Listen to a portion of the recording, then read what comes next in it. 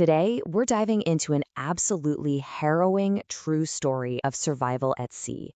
It's a firsthand account of a family whose dream trip turned into a complete nightmare, and how the unbelievable courage of two young kids ended up changing everything. Now, these words, they are the absolute heart of this story. And they weren't spoken by some hardened sea captain. Nope. They were said by a 6-year-old boy who was staring death right in the face. This one sentence, you'll see, became the family's anchor in a terrible storm. So let's get into how they ended up there. All right, so let's set the scene. It's July 1976. Our narrator, a 37-year-old businessman, his wife Mary, their 7-year-old daughter Suzanne, and 6-year-old son Jonathan, they all set sail from Plymouth, England. And they had this massive ambition. They wanted to do the same around-the-world voyage that Captain James Cook had done 200 years before. Now, you have to understand, this wasn't some spur-of-the-moment thing. Not at all. This was a dream that had been brewing for 16 years. For more than a decade, this family spent every single spare moment they had just practicing their seafaring skills, getting ready for this exact journey. They really thought they were ready for anything. And this was their ship, the Wave Walker. I mean, look at her, a 23-meter, 30-ton wooden vessel.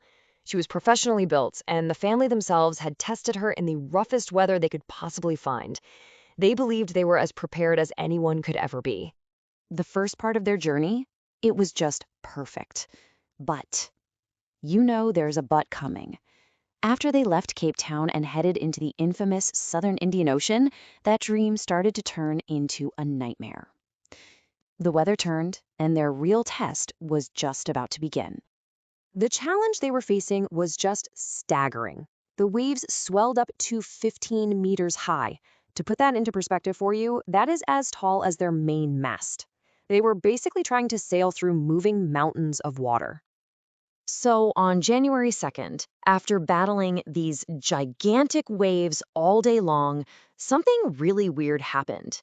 At 6 p.m., the wind just stopped. The constant howling gale that they'd been living with for weeks just vanished. And in its place was this ominous silence. It's not the peaceful kind of quiet. It's the kind of quiet that gives you goosebumps. That deep, chilling feeling that something is very, very wrong. The sky got dark, and this growing roar started to build up from behind the ship. And with this dawning horror, the narrator realized it wasn't a cloud looming over them. It was a wave, a monstrous wall of water, completely vertical, totally unlike anything he had ever seen before, with what he called a frightful breaking crest. That roar became a thunder. Then a massive explosion just shook the deck as the wave crashed down. The narrator was thrown overboard, his head smashing into the wheel. He actually accepted that he was about to die, just sinking into the cold water.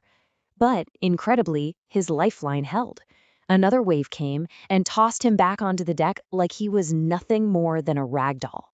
He scrambled back to the wheel, his ribs were cracked, his mouth was full of blood, only to see his wife Mary at the hatch screaming these terrifying words. The Wave Walker was going down. The damage was catastrophic. The starboard side was just smashed open. Broken wood was everywhere. And as they desperately tried to fight the flooding, literally everything that could go wrong did. The hand pumps clogged up, the electric pump shorted out, and their spare pumps were washed away. They were losing this battle fast.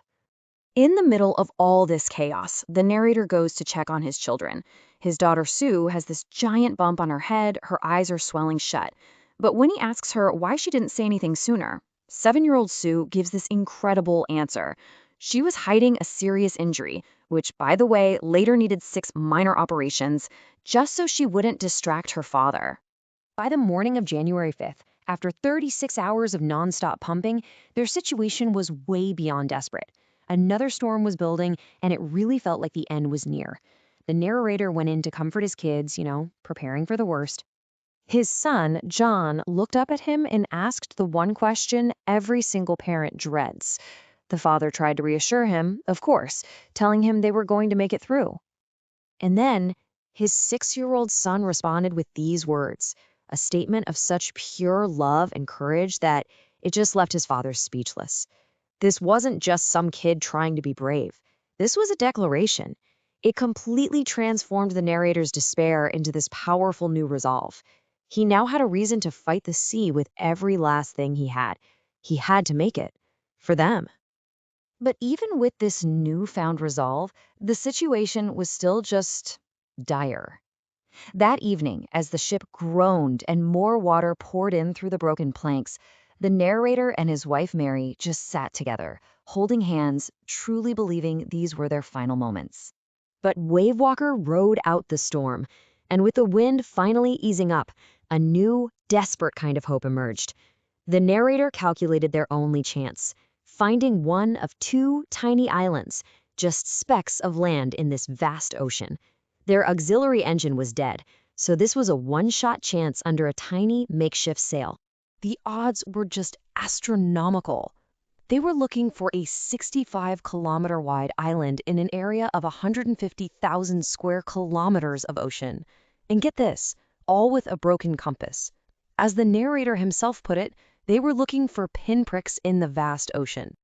Exhausted, the narrator gave his crewmen a final, desperate course to steer. He then collapsed on his bunk, absolutely sure they had failed. He woke up hours later at 6 p.m. to find his children standing over him. And it was then that Sue, in this totally matter-of-fact voice, announced, "You found the island." They hadn't missed it. He rushed on deck, and he saw it. Ile Amsterdam. Objectively speaking, it was nothing more than a bleak piece of volcanic rock. But to this family, at that moment, it was salvation. It was, without a doubt, the most beautiful island in the entire world.